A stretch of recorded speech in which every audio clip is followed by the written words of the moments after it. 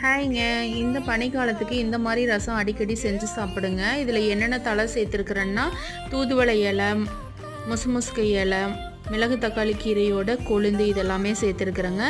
சின்ன வெங்காயம், பூண்டு, வரமிளகாய், வரமல்லி, ஜீரகம், மிளகு இதெல்லாமே சேர்த்து நல்லா வதக்கிட்டு, தக்காளி ஒன்றுங்க, கொஞ்சமாக உப்பு சேர்த்துக்கங்க. நீங்கள் தக்காளிக்கு பதிலாக புளி கூட கொஞ்சமாக சேர்த்துக்கலாம். சின்ன நெல்லிக்காய் அளவு சேர்த்துக்கலாம். அந்த தலையெல்லாம் நல்லா வதக்கி ஆற வச்சு மிக்சியில் பேஸ்ட்டாக அரைச்சி எடுத்துகிட்டு வந்துடுங்க. இதோட ஃபுல் வீடியோ வந்துட்டு எப்படி டீட்டெயிலாக செஞ்சுன்னு சொல்லிட்டு லாங் வீடியோவை போட்டுக்கிறேன். நீங்கள் போயிட்டு தேவைப்பட்டால் செக் பண்ணி பாருங்கள். சின்ன வெங்காயம் கருவேப்பிலையும் தாளித்து விட்டு அரைச்ச விழுதையும் ஊற்றி நல்லா தண்ணி மாதிரி கலக்கி விட்டுருங்க. கொதிச்ச உடனே இறக்கி வச்சுருங்க. சுடு சாதத்தில் ஊற்றி குழந்தைகளுக்கு ஊற்றி கொடுங்க. நீங்களும் சாப்பிடுங்க. ரொம்ப ரொம்ப சூப்பராக இருக்குங்க. அடிக்கடி இந்த பனிக்காலத்தில் செஞ்சிங்கன்னா நம்மளுக்கு வந்துட்டு இந்த மாத்திரை மருந்து சாப்பிட்ற தொல்லையே இருக்காதுங்க. நீங்கள் வேணால் ட்ரை பண்ணி பாருங்கள். வீடியோ பிடிச்சிருந்தா ஒரே ஒரு